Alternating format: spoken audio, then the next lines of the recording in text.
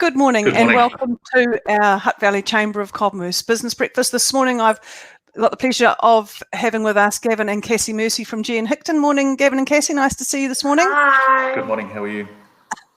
Very good. Okay, so this morning Gavin and Cassie are going to share with us some practical advice around funerals and how to farewell loved ones as we move into level 3. Obviously a really difficult time for families in this sort of situation, but I know G and Hickton are doing their absolute best to provide an excellent service in this space. G and Hickton have funeral chapels actually in Hutt Valley, right from Upper Hutt and Lower Hutt, and in Porirua as well, and have been serving the Hutt Valley and wider Wellington region since 1946. I see, Gavin and Cassie, that you're inducted into our Wellington Region Business Hall of Fame in 2016. Yeah, no, we certainly were. A very proud moment for us, absolutely. And to be honoured in such a way was just fantastic. Yeah, and so it's a really good opportunity. We have so many businesses that have been around such a long time and have served the community for many, many years, and it's a really good opportunity through that mechanism to recognise businesses like yours. So thank you very much for joining us this morning. Thank you for being a platinum partner of the Hutt Valley Chamber of Commerce and supporting our work, and thank you for the support you give us to help us through supporting the business community through COVID-19, which is a challenge that we all weren't expecting. So thanks very much for joining us this morning, and I look forward to hearing what you've got to share.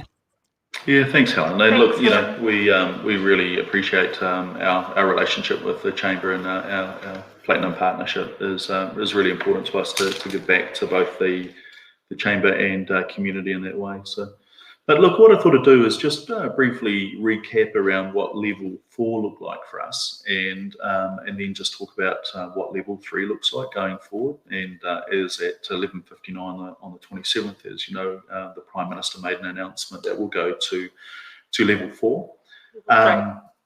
Sorry, level 3. Sorry, yeah, level 3. And so what I thought I'd do is just go back in time, have a look at what we're doing now, and what the changes are between going between level 4 and level 3, or as Simon Bridges says, 3.9. Sorry. So yeah, look, for level 4, obviously there was no funeral services at all, and only those who were in the deceased bubble could come and view. So very restricted, obviously.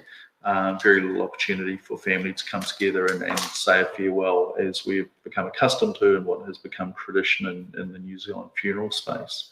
Very hard on families, given the circumstances. Yeah, no, absolutely. And so what that has, as I say, has allowed is just those people in the bubble to come in and say a final farewell, and those who are outside the bubble, obviously.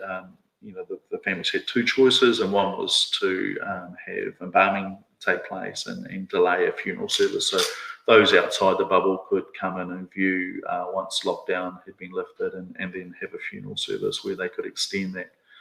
So no funeral services, viewing within the bubble, and all of our arrangements and communication with family was over the phone.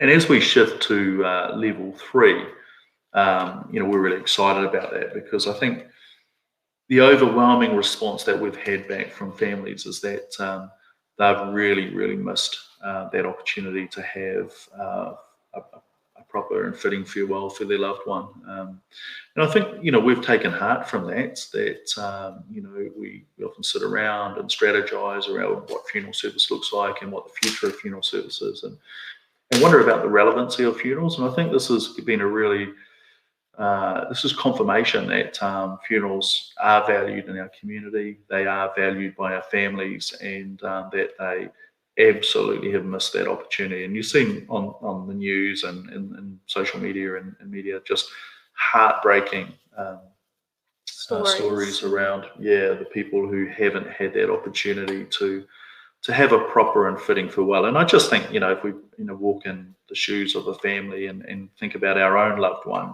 losing a child or your parent, and not being able to come together and have a fitting farewell. So as I say, we're really excited about that opportunity to be able to provide funeral services as of next Tuesday, albeit very, very constrained around numbers and things. So the key changes for us that I'll just talk through are that there's funeral services up to a maximum of 10.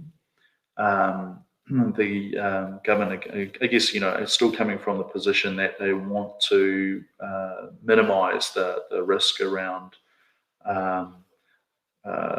social impacts and getting too close to one another and community spread. Yeah, and so there's the maximum of 10 that are going to be allowed at a funeral. There's been no guidance provided at this stage, and it's a bit like sifting sand, really, just siphoning through the information around, is that 10 plus a celebrant and funeral director, yeah, or is it 10 total? So we're taking guidance. We've been very well represented at the table with government and have had a voice through our professional organisation, which is the FDANZ, so the Funeral Directing Association of New Zealand, and they've done an outstanding job with making sure that every bereaved family in New Zealand and the entire funeral sector have been well represented in what's been unprecedented and difficult times. And they're great at feeding the information back to us as well, and just keeping all funeral homes up to date and things. Yeah, so there's regular updates coming through via Facebook and emails and things out to the sector. So really appreciative of the work they've done, and really, I think for me confirms that having one voice at the table, a really strong voice with funeral professionals who understand the implications of funerals done well, and has been very much valued by the funeral sector and the families that we serve.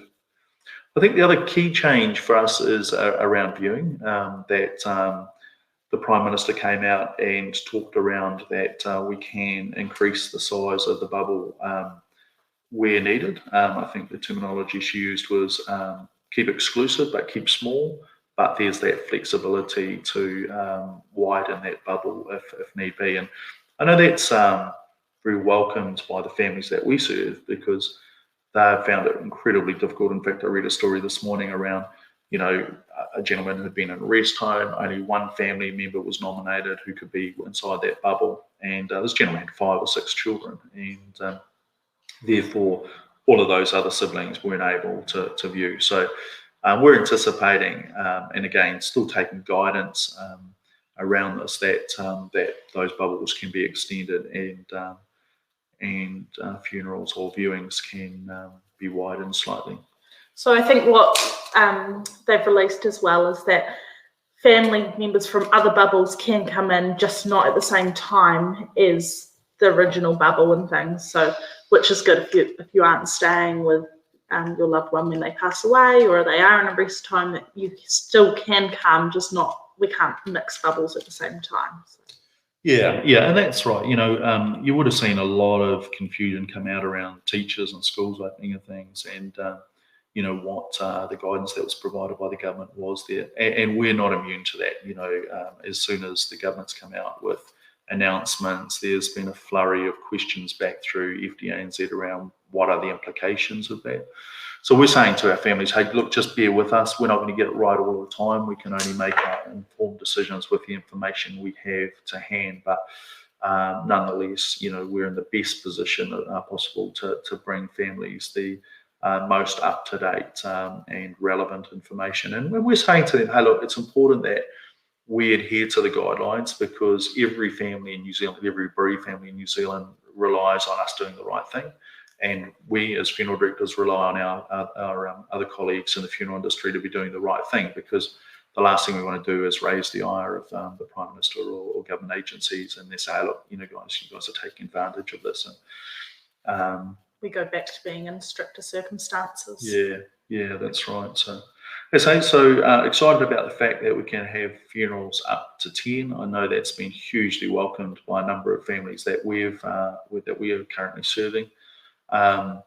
The other constraints that have been put in place, and something that as Kiwis we've become very accustomed to, we obviously love our food and celebrating and talking after a funeral service, that unfortunately at this stage there's to be no meals, food or receptions following the service. So They're very much consolidated services. No guidance at this stage from the government around the timing of funerals, whether they can be sort of 20 minutes, an hour, 2 hours, or whether we can have 2 funerals for the same person. So, for instance, we were caring for a family who want more than 10 people there, and we're just sort of trying to work through, does that mean that, we have, 2 lots of 7, for instance, 2 different services. So we just need to understand that. We're not trying to be cute, just wanting to make sure that we represent our families well in that space. There is also the option of being able to live stream the service and things as well. So I think it'll definitely be something that families take up through these times, and live streaming to the rest of the family that are at home and can't travel to be there. So. Yeah, that's a really good point, Cassie. Our chapels are all set up for live streaming. So, we've got some initiatives that we'll announce over the next couple of days that will be able to involve other family members, potentially who are overseas, who can't be there, but we'll make sure that they are well represented at the funeral service, and can send a message through that that will sit in the pew. So we'll bring that out over the next couple of days. But we definitely want to make sure that those people who can't travel, so the government's been very clear about not wanting people to travel interregionally, so that as much as possible we stay local, and so that if there are people who can't travel, that they can be involved in the funeral service in some way. So the other guidance that they're provided, obviously, and in every workplace, that they're still very keen for people to work from home. So we've obviously been working remotely for most of, or for all of this time, and only those people who are required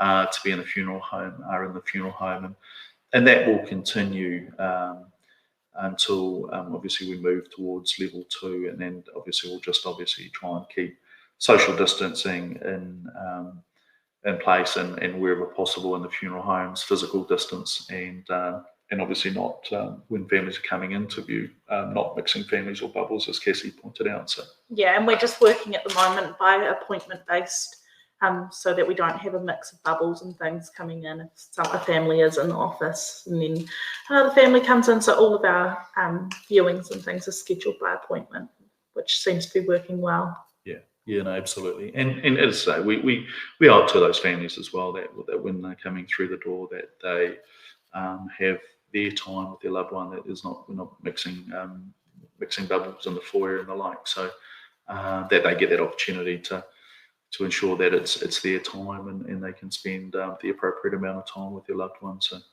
And I think especially at this time, because of the fact that we don't have funerals, the viewings are such an important part. Well, they always have been an important part, but especially now they are such an important part in their grief process, and they just need their time to come in and spend however long with their loved one that they need. So. And absolutely, I think the thing that we've really noticed during this time is the feedback, and lots of the phone calls that come through are, how can we make this work? We really need this opportunity to do the funeral stuff well. So I think it's a real pat on the back to the New Zealand funeral industry around, they've continued to remain relevant, continue to keep very close to the community and the families that they serve, and ensure that they're delivering funerals that are appropriate. And sometimes it's not until we don't have something that we realise we're very how much fortunate we need to have. it. Yeah. And as I say, it's often sort of think myself about, if I was in the shoes of that family, what would I be needing? And so I guess the only other impact that this has had on us, the sort of major impact, is obviously we're not doing face-to-face interviews with families. Again, just for a family's protection and protection of the team.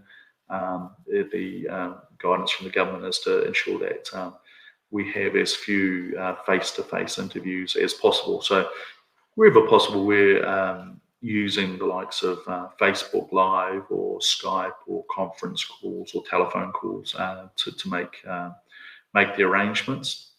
And I think that's been a big shift, because as funeral directors, we love delivering very personal service, and so we've just had to spend our time developing our relationships and rapport with the family in a different way. But we're looking forward to getting back into people's lounges and sharing a cup of tea with them, perhaps during level 2. But I think, you know, the key message from Gavin is we've done so much good work. Let's not let it all go when we move to level 3. Let's continue the momentum and ensure that you know, we can get back to level 2 or out of this as quickly as we can. And we can't lose sight of the great work that's happened, and you know, we don't want to stumble at the finish line. So we will continue to talk with our families around ensuring that we keep the lines of communication open, but appropriately using the use of technology and phones and things during that time. But as I say, looking forward to diving back into people's lounges and having a cup of tea with them and talking through what options are available around a funeral. I think the only other thing that I wanted to add, and happy to take any questions that anyone might have, is that, you know, we're looking towards level 2. Again, really excited to think that in 2 weeks' time we can be back out of this. I know it's had a huge impact on every business around New Zealand, and that people are just needing to get back into work, get back in front of their customer base, and start ensuring that families are well served. So the guidance again that we've been provided, and this will be confirmed as we move forward, is that when we go to level 2, we're anticipating that we can have services up to 100 people, and outdoor events up to 500 people. So that's yet to be confirmed, but we're definitely looking forward to getting back in front of families and doing what we do so well. So. And there's just a question in regards to the 10 people rule. Does it count for burials as well as just the service? And so, yes, it is for burials as well. So that means the family are able to pull bear to the grave if they would like, and there are allowed to be 10 people present. So we can have a service, and then the family can follow up to the cemetery and be present for the burial or cremation. Yeah. We also had a question yesterday that we're again just looking for some guidance on, and hopefully we'll have some feedback today on that, and that's around whether families can come and address their loved one themselves. Early indications are that should be okay, but as I say, just waiting on confirmation back from that today. And the other question that we received yesterday was whether, if absolutely necessary, can we do face-to-face interviews? And again, the guidance that's been provided is that up to one person can come in for an arrangement for that, if that's, you know, the only other option that's available. So, as I say, something that probably funeral directors find difficult, because funeral directors tend to be people, and you know, really like to ensure they're with the families and supporting them in the appropriate way. But as I say, we're just having to make the most of technology at the moment. And look, I think, you know, it's thrown up some different ways of working, and there's actually been for us some things that have worked really well working remotely, and you know, we'll obviously look at that and say how do we you know keep at the forefront of technology and ensure that you know, the key learnings that come out of what we've been forced into, there's some good stuff, and how do we best utilise that going forward. Definitely. There was also a really nice message from Joy there, Joy Hewitt, saying that she dealt with Gavin and how lovely it's been. So thank you, Joy. Yeah, thanks, Joy. Good to have you on. Okay, well, look, really appreciate that opportunity. We're coming up to 20 minutes online, and as I say, any questions that you might have, keep abreast of information on our website, on our Facebook page. So we're at genhicton.co.nz, Jen Hicton on our Facebook page, and we'll bring you information as that comes to hand. And also feel free to give us a call. As I say, we love chatting to people on the phone, talking about options. One of the things that I think has become very clear is that there's no silly questions, that everyone's got a question, and each question has a little nuance on it, and so more than happy to answer any questions that you might have. So that's genhicton.co.nz, on our Facebook page at Jen Hicton, or 5663 103 is the main number into the Lower Hutt office. Right. Okay. So thank you very much, Gavin and Cassie. I've actually got a couple of questions that came to mind while I was listening. You know, people who have passed through through the period which was level 4 and level 3. Once we get out the other side, is there an option for those who weren't able to have funerals at the time or larger gatherings at the time? Are people thinking about doing something like a memorial service or something afterwards? And is that an option for people? Yeah, look, a great question. Look, I think absolutely, yes. We're obviously keeping very close to the families that we've cared for through the back end of March and right the way through April, who have, for various reasons, chosen to have direct cremations or direct burials now. But the majority of them have fed back to us that they definitely are keen to have some type of memorial service later on. So either with the ashes there or if it's been a burial, some personal mementos of their loved ones. So that's definitely on the cards and something that we're going to be doing. So it's a great question and definitely something that is well on the radar. Great, cool, thanks for that. And one other, just a little question that just struck me when I was listening as well is, normally when there's a funeral, you can send flowers or you can show your love or how much or your respect or something, whatever those feelings are for you personally, for the person who's died. Are flowers something that happens now or not? Or what else do people do instead? Have you seen anything interesting in that space? Yeah, so I've actually been in touch with one of our florists in the past couple of days. So Kelly's Flowers, she's been obviously under the flower markets haven't been open, so we haven't been able to provide flowers and things. So she did let me know a couple of days ago that as soon as we go into level 3, the flower markets are open again, and so she can start providing flowers from Tuesday, which is awesome and it's amazing, especially if a family can't be there and want to send flowers to their loved ones. It is great. So.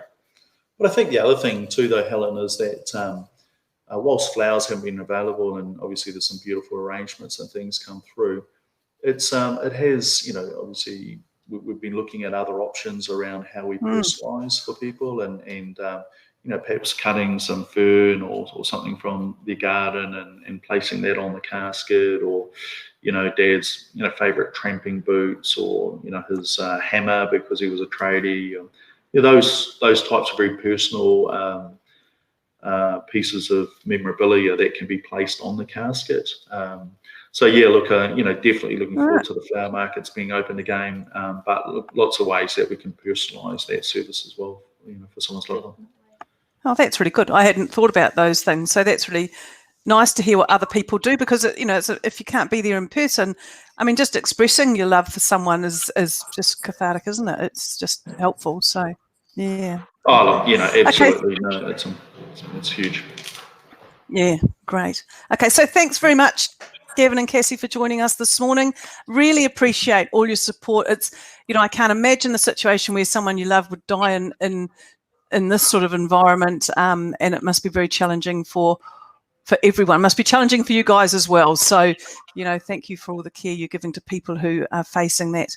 I'd just like to give you an update also, people who are listening, that the Hutt Valley Chamber of Commerce has combined with the Hutt City Council and the Upper Hutt City Council to create a Hutt Valley focused COVID-19 business response team, and we're working together every day, pooling resources, helping each other. The councils have given us staff even to help us call all our chamber members and all our business community who aren't chamber members. So we're making many outbound calls every day just to make sure people are getting the support, and we're working really closely with government to try and deal with all these anomalies. Some of the ones you mentioned, Gavin, about specific industry things, that it's just really hard for anyone to understand in this rapidly changing environment. So if you aren't part of if you haven't engaged with the Hutt Valley COVID-19 business response team, then please have a look at huttvalleynz.com, which is where we're listing a lot of our essential services and those that are opening in level 3.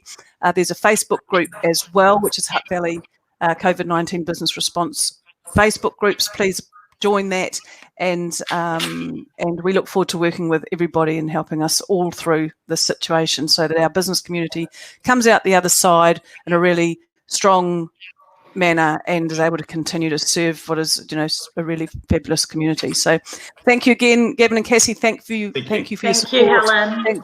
Thanks for your expertise, and everyone have a great day. Cheers. Take care. Bye-bye. Bye.